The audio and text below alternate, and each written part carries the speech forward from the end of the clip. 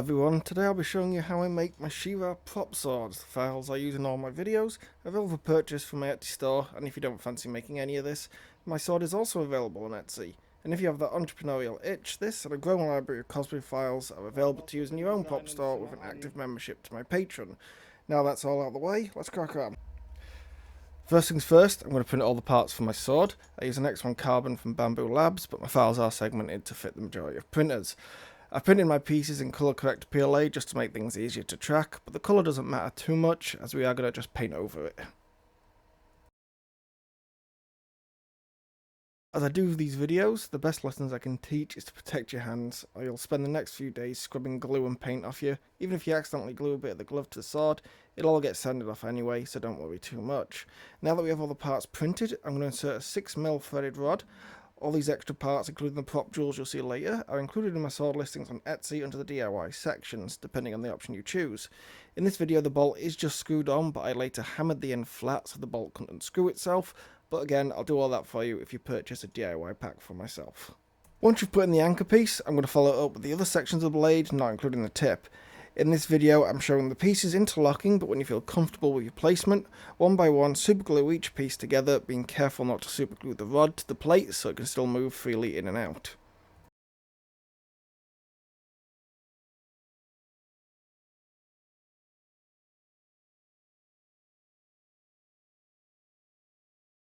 When the glue's dried, I add more superglue into the seams to cut down on primer and just to make the job easier. There are other ways to fill the seams that I'll show in other videos, such as plastic welding and acetone melting, but for a simple and effective filling, superglue's your way to go. Don't worry about making a mess on the blade, as once we start sanding, any glue marks will be sanded off and it'll all smooth out. Once you've assembled the blade, it's time to add the tip of the blade, sealing in the aluminium rod, and then again gluing the seam. I've given the blade a quick once over with my sander just to remove the glue stains. I'm then going to use the Hycote filler primer, but any automotive filler primer will do. I can't recommend a good respirator enough. Even if you're outside, you really don't want to be breathing this stuff in.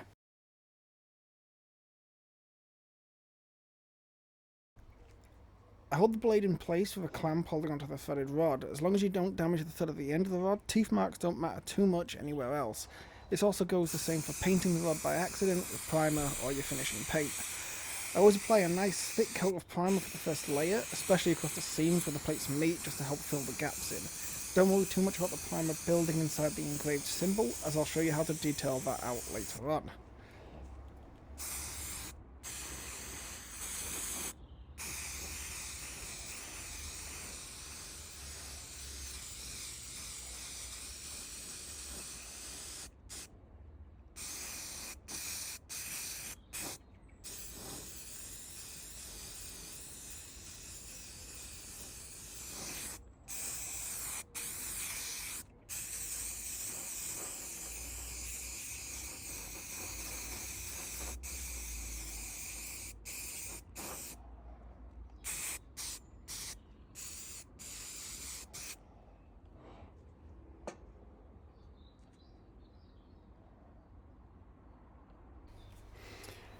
Once primed, it's time for the first sanding. I'll be using my trusty mouse sander and 120 grit sanding pads.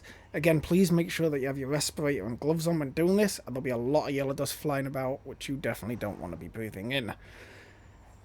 You're going to sand down until the 3D printed colour comes through. Don't worry, I won't make you watch me sand down the whole thing. I will just focus on a section, just so you get a good example.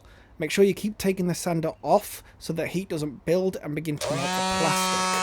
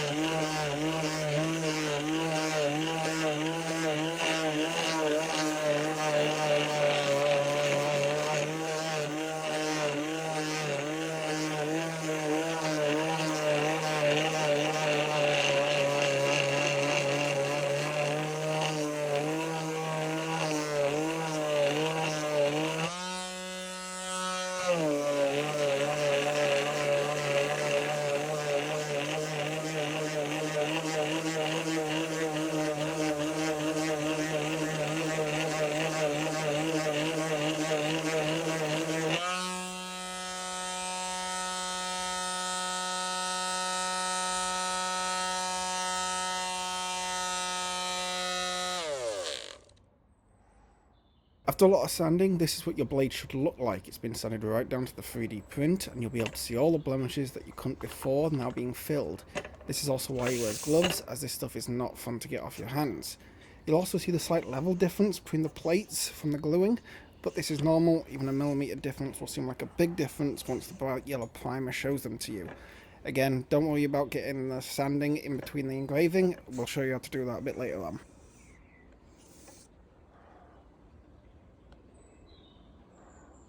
There's many ways to remove all the dust from your blade, but the most effective I've found is using water, using your shower or your hose just to simply wash it away. Make sure that the blade is bone dry before doing any more work to it. The primer and the plastic usually dries in about 10 to 15 minutes, but I would still go over it with an old rag or towel you don't mind getting stained yellow. Now you know the basic steps of priming your blade. You're simply going to repeat this cycle of sanding, priming, removing dust until you get the blade into a finish that you're happy with. You also get to see why you wear gloves, as this is where I learned primer is not a lot of fun to remove from your hands, however they are paint ready. I sanded and primed in total about 3 times, but it's more going by your own feel until you're comfortable with how smooth the blade is.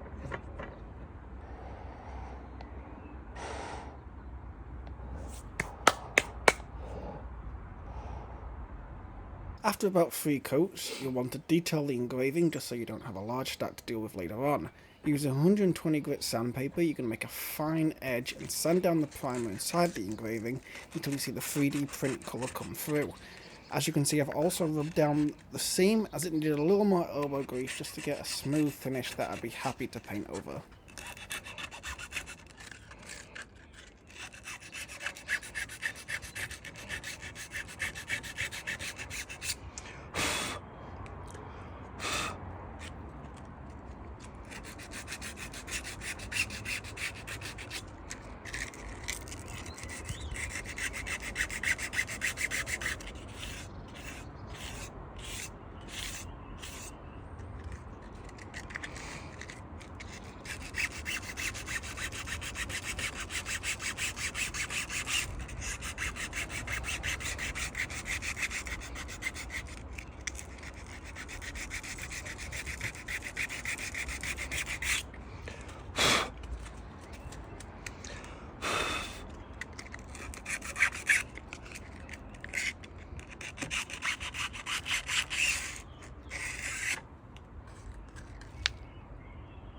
After sanding your fingers to the bone, this is how it should look after all the detailing you've done.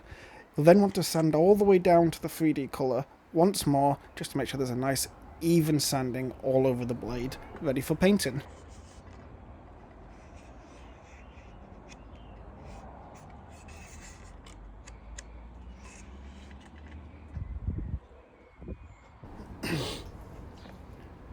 Now that you're happy with the smooth feel of the blade, we're going to move on to prepping the handle and hilt.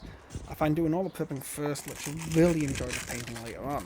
So I'm going to follow the same steps for the blade, now sanding and sandpaper, still with 120 grit. With this I'm just going to do a quick roughing up of the 3D print, just to make sure that the primer adheres much better.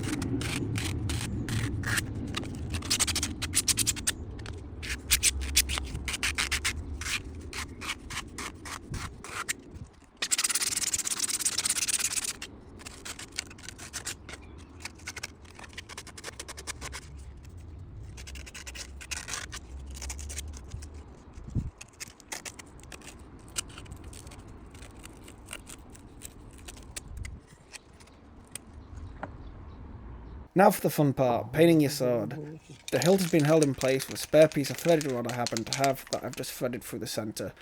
I'm using Craig & Rose Gold Metallic Effect spray paint. I use a variety of brands for painting, but I found this brand gives a good colour, strong consistency, along with a durable finish. I'm not being sponsored for this, it's just a decent brand to use.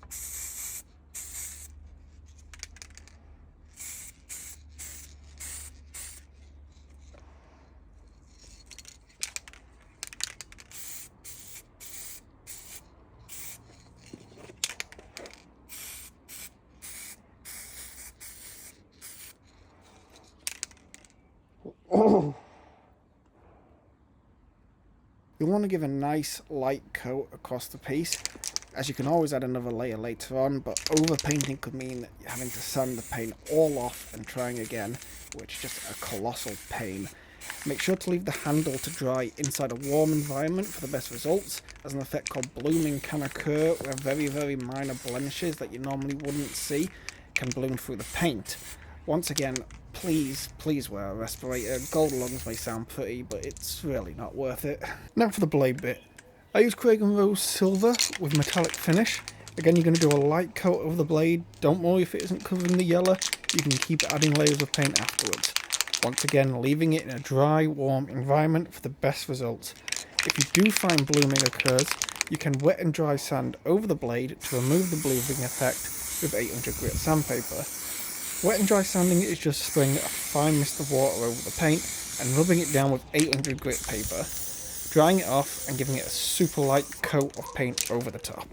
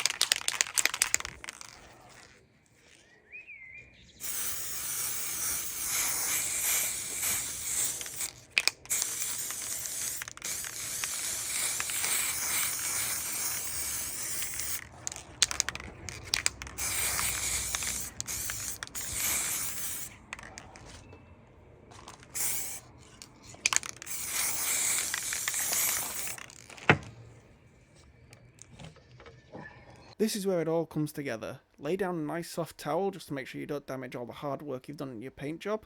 I have already added the gems before I realised this is probably worth showing, but I'll show you the gem section next. Thread the hilt onto the rod of the blade, pulling it through, adding the handle next. I've glued the nut into the pommel piece to make it easier to tighten when assembling. If you order a DIY kit from me, I'll have already done this bit for you.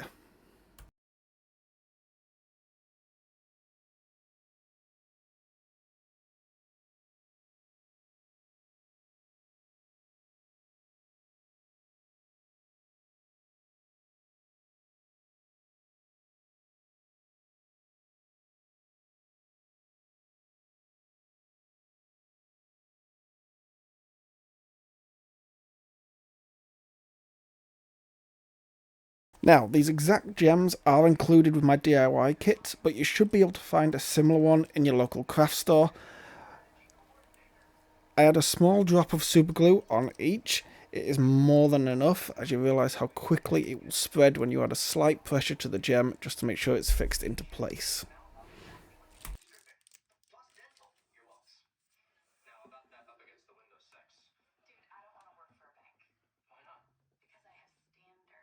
Thank you all for taking the time to watch and support me. Please like, subscribe, and all the other stuff you're very sick of hearing of by now. My next video will be showing how I create Draco Mihawk's greatsword, along showing you with different techniques for filling seams and painting your props. All my files are available on Etsy, and with an active membership to my Patreon, you can sell these props in your own prop store. Thank you all again, and I'll see you next time.